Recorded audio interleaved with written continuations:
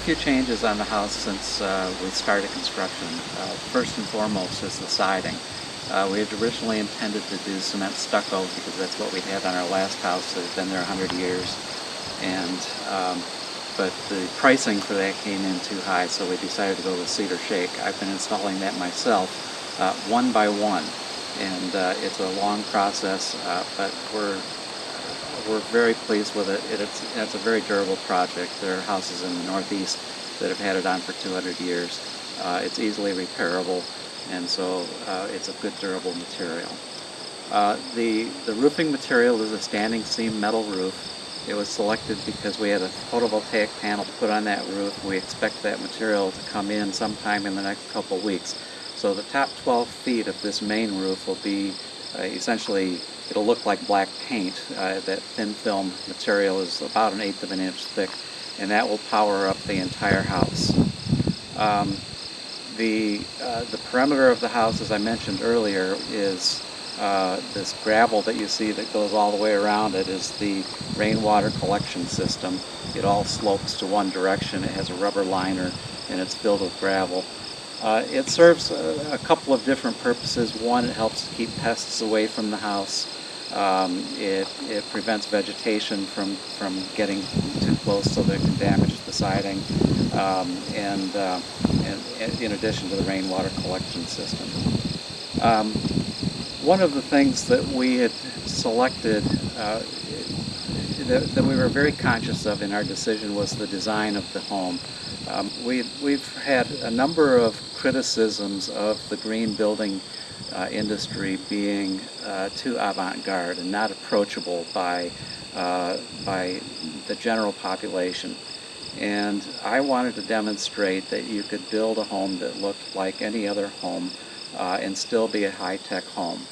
And so I opted to build along the lines of the Craftsman style, kind of Craftsman meets 2010.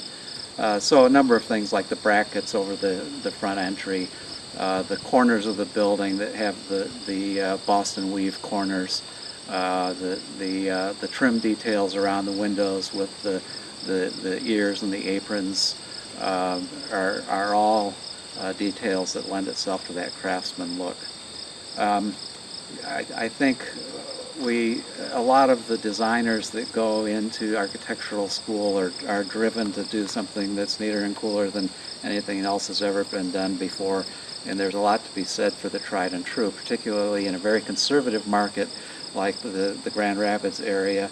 To sell something that is very avant-garde ever in the future you really limit yourself to a very small group of people, and we didn't want to do that. So by selecting a design that has a wider appeal, we think we've made a better case for sustainable building.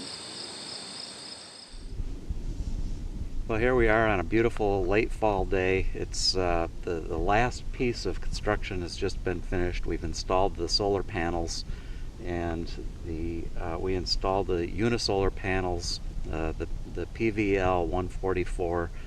Each of these 40 panels generates 144 watts of electricity when we've got full sun like we have right now. So for a total generating capacity of 5,760 watts.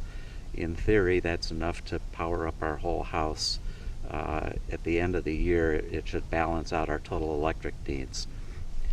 We just had the electric meter that we had installed with the original construction of the house removed and a dual meter installed. One meter will measure the amount of electricity that we consume during the day, and the other meter will measure the amount of electricity that we feed back into the grid from the PV system. So evenings and winter days when we are not generating very much electricity, or cloudy days, then we'll be measuring the electricity that we get off the grid. And then on other days, warm sunny days in the summertime when we have lots of sunlight, we'll be generating excess capacity and feeding it back into the grid. At the end of the year, the idea is to net out to a zero energy use for the building. This is our energy converter. This converts the power that comes from the solar panels from direct current DC power to alternating current, which is what we use in the house and in the grid. So that all happens inside of this box, and that goes into our electrical panel or into that meter that goes back into the grid, depending on how much capacity we're generating.